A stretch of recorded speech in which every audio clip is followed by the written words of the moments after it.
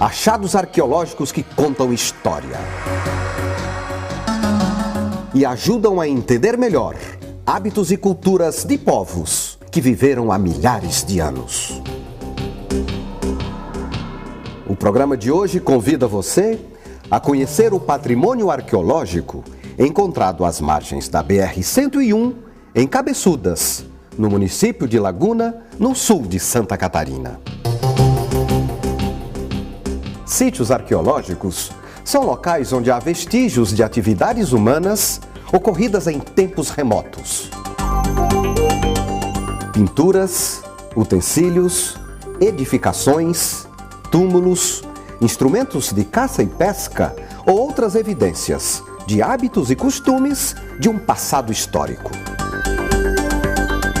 Por tudo isso, esses tesouros são considerados patrimônio cultural. E no Brasil, eles são protegidos por leis. Toda obra de infraestrutura, seja de grande ou pequena magnitude, deve levar em conta a existência de sítios arqueológicos. E o local, antes de sofrer os impactos provocados pela obra, deve passar por um processo de pesquisa arqueológica. Tem uma legislação específica a respeito de movimentos de terraplanagem no Brasil, quando se faz as rodovias, as ferrovias, enfim, toda essa infraestrutura de transporte, e que necessariamente tem que ter um laudo técnico a respeito da movimentação dos espaços por onde vai passar esta infraestrutura. Então, qualquer obra, grande obra de infraestrutura ou pequena, ela tem que ter uma regulamentação, ela tem que ter um estudo mínimo de impacto, tanto ambiental quanto sociocultural, né, na comunidade em que ela vai ser inserida, em que ela vai ser implantada. Nesse nosso cenário, no Sul, nós temos aqui uma riqueza histórica fantástica que são os sambaquis. A Unisul já há algum tempo desenvolve um trabalho de pesquisa na linha arqueológica, e essa linha arqueológica transfere as informações técnicas, os laudos técnicos que darão a devida condição legal para que o DENIT, Ministério do Transporte, possa ter como consequência a construção da sua infraestrutura.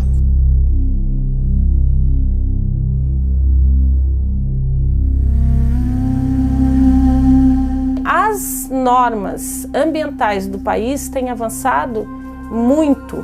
Isso é muito importante para nós brasileiros. Por quê? Porque a gente tem uma garantia de desenvolvimento econômico e tem uma garantia de preservação ambiental, preservação da nossa história e, muito mais que isso, a difusão.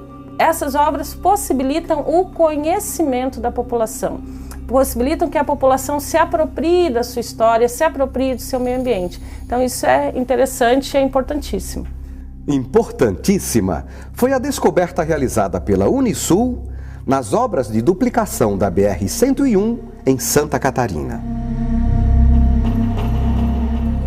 Foi aqui, na cabeceira da nova ponte que está sendo construída, a Ponte Anita Garibaldi, em Cabeçudas, no município de Laguna, próximo do pilar de sustentação, que foram encontrados 23 esqueletos, fruto do trabalho liderado pela professora Daisy, da Unisul.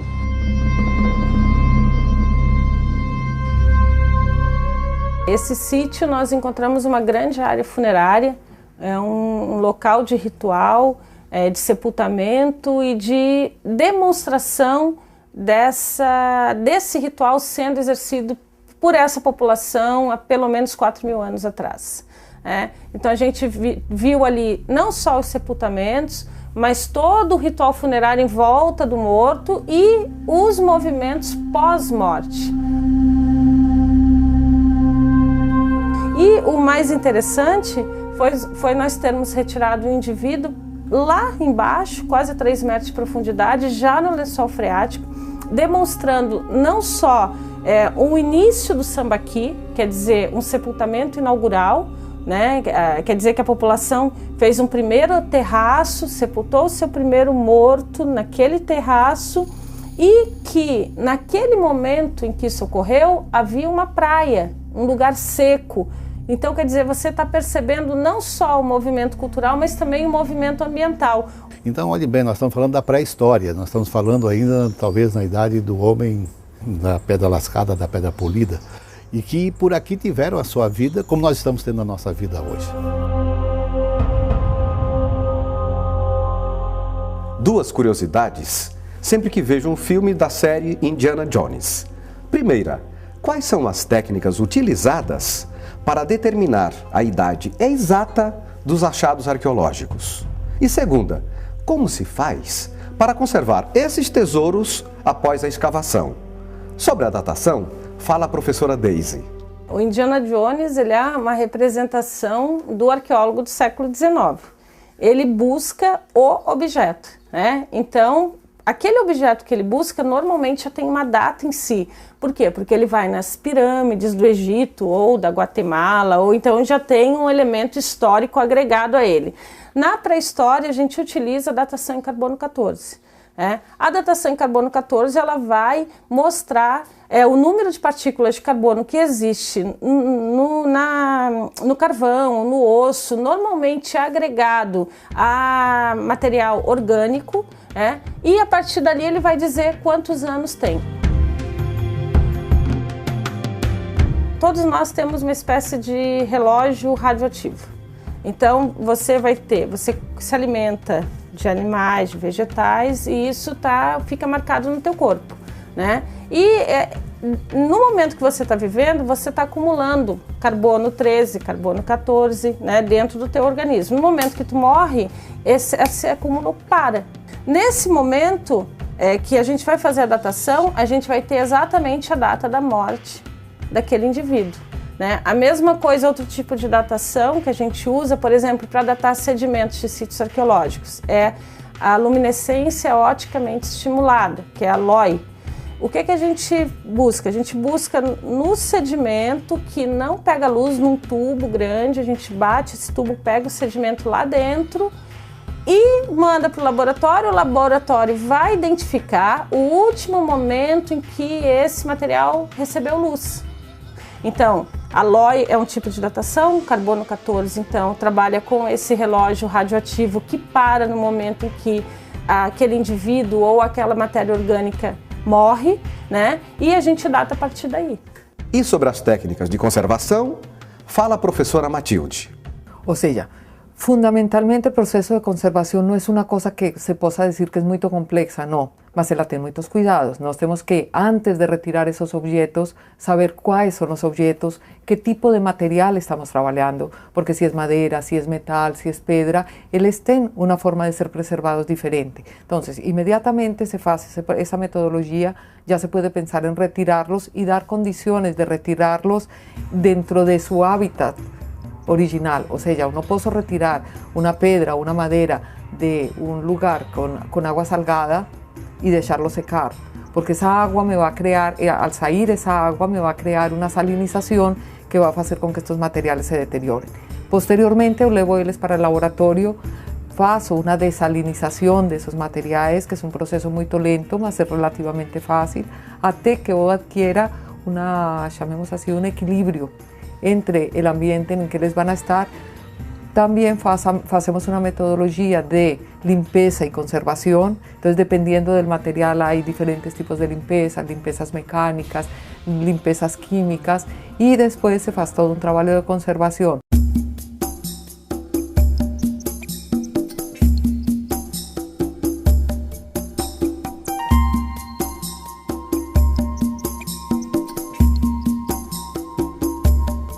Nas escavações arqueológicas, realizadas pelo Grupo de Pesquisa em Educação Patrimonial e Arqueologia da Unisul, foram descobertas 23 ossadas, de adultos e de crianças, no sítio arqueológico Cabeçudas, próximo ao pilar de sustentação da nova ponte, que está sendo construída em Laguna. O sítio é um sambaqui, ou seja, local cerimonial de povos pré-históricos, que viveram há cerca de 5.000 anos.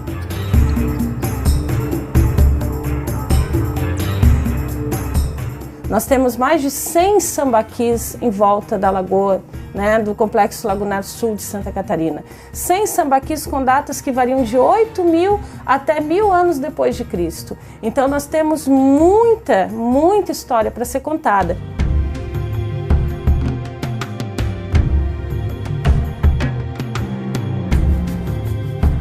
Nós temos um pedacinho de cerâmica, nós temos um artefato em pedra, nós temos um esqueleto, né? E em volta disso tudo, nós temos todas as ações humanas que construíram, que produziram essa cultura material. Por isso a preocupação de se preservar os sítios, né? Não é só ir lá pegar uma peça, não é só pegar um ossinho, pegar uma pedrinha, mas compreender todo o entorno, analisar, pensar, refletir sobre esse movimento. Um exemplo, o sambaqui que nós escavamos agora. Ele é um monte de concha, de baixo a cima você tem várias camadas de conchas.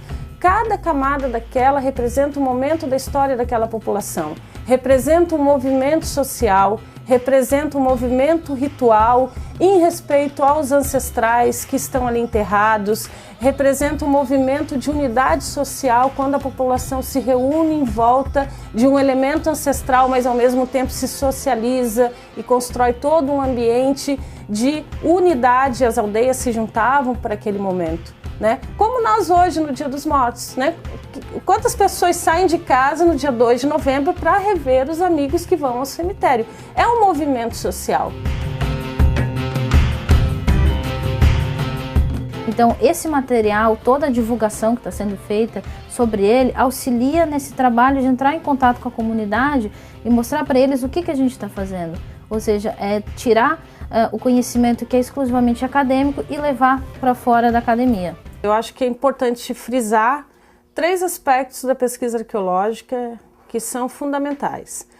O primeiro é o campo, e a pesquisa em campo propriamente dita, toda a preocupação acadêmica ao retirar o material.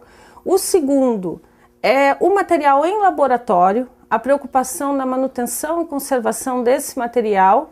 E o terceiro é enviar isso para fora, é fazer com que isso saia da universidade. Quando nós temos uma descoberta como essa, uma descoberta fantástica de achar uma alçada nas condições em que a professora Deise achou, nós temos condições de produzir conhecimento que provavelmente será transmitido para os nossos alunos como forma de formar novos pesquisadores, formar novas pessoas que irão substituí-la, que irão desenvolver os trabalhos dela. E essa função é a função primeira de um programa de pós-graduação em qualquer universidade. Há uma importância peculiar para o próprio pesquisador. Ou seja, uma pesquisa desse porte, ele carrega um simbolismo, uma importância acadêmica muito relevante para a vida do pesquisador. E uma segunda importância nós podemos classificar em termos institucionais. Isso apresenta uma relevância muito forte para a instituição, porque essa pesquisa ela conta com a colaboração de pesquisadores, de estudantes, e essa experiência ela chega também ao ensino, ela chega às salas de aula, ou seja, é a pesquisa qualificando também a educação de uma instituição. E ela possui, numa terceira dimensão, uma importância social muito grande, conhecendo melhor o nosso passado, o povo que conviveu na nossa região. Nós vamos ter muito mais consciência sobre as questões relevantes para o nosso presente e para o nosso futuro. O que nós queremos é que as ossadas, os achados arqueológicos, esse patrimônio que a professora Deise consegue resgatar dos sambaquis, promovam para o indivíduo uma interpretação. Quer dizer, esse indivíduo vai olhar esses achados e vai fazer a sua interpretação de como era a vida do homem pré-histórico, como é que era a ocupação territorial. E aí ele vai perceber que há um processo de linguagem acontecendo ali, um processo de interpretação. Eu acho que essa é a grande contribuição que a arqueologia, de uma forma geral, mas a Deise aqui, a professora Deise no nosso programa, tem a dar para a comunidade tubaronense e para a comunidade do sul do estado de Santa Catarina. quando uma instituição consegue fazer transparecer a pesquisa nas suas ações, nas suas atitudes, nas suas estruturas, nas suas pessoas, é natural que surjam projetos importantes como este e que colocam a Unisul num patamar já elevado de pesquisa no contexto estadual e nacional, mas nós ainda queremos, Raimundo, avançar nessa proposta de implementação da pesquisa em nossa Unisul.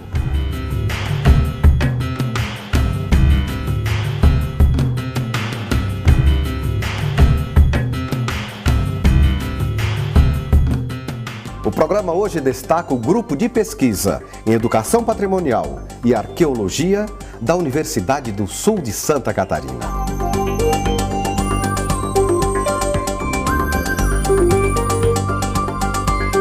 O GRUPEP, que é o Grupo de Pesquisa em Educação Patrimonial e Arqueologia da Unisul, iniciou em 1999, com um grupo de alunos do curso de Pedagogia, do curso de História, onde numa salinha pequenininha a gente começou a desenvolver algumas pesquisas acadêmicas, pesquisas bibliográficas e tal. No momento que a universidade começou a investir pesado na pesquisa, começou a valorizar os trabalhos de pesquisa, o GRUPEP também foi crescendo, tendo sempre o apoio da Pró-Reitoria, atualmente um apoio muito forte da GTEC, demonstrando então que a pesquisa de fato faz parte dessa trajetória da universidade.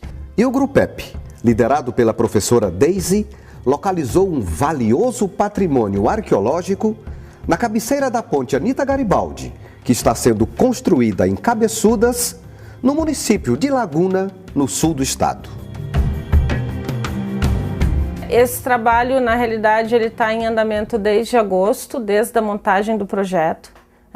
Então, nós iniciamos com a montagem de um projeto acadêmico que é enviado ao IPHAN, e o IPHAN manda para Brasília aprovado, para sair portaria em diário oficial, onde nós somos devidamente autorizados para desenvolver a pesquisa.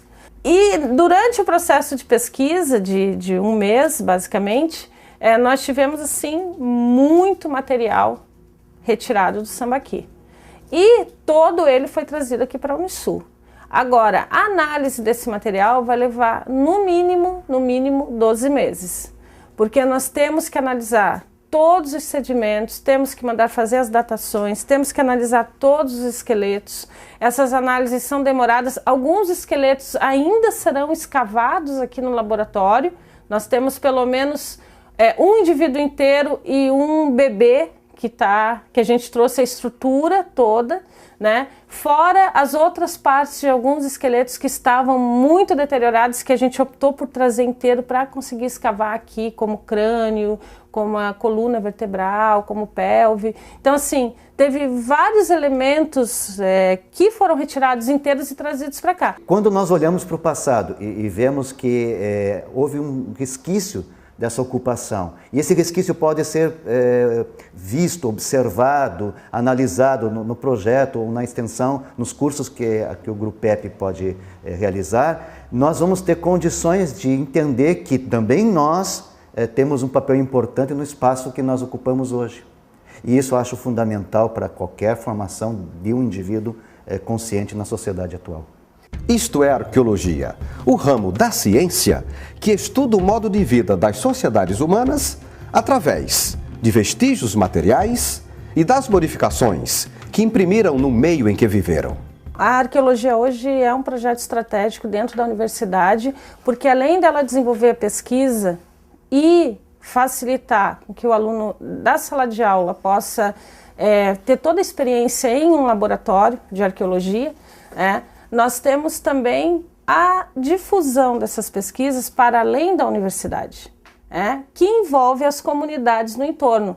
Então hoje, por exemplo, a Unisul está inserida na região da Amurel, que envolve 17 municípios, e todos esses municípios recebem, conhecem as pesquisas que nós produzimos aqui no GRUPEP. Então a pesquisa é feita aqui dentro do GRUPEP, mas a extensão é feita nas escolas, nas secretarias de educação desses municípios. Então todo o movimento é nesse sentido.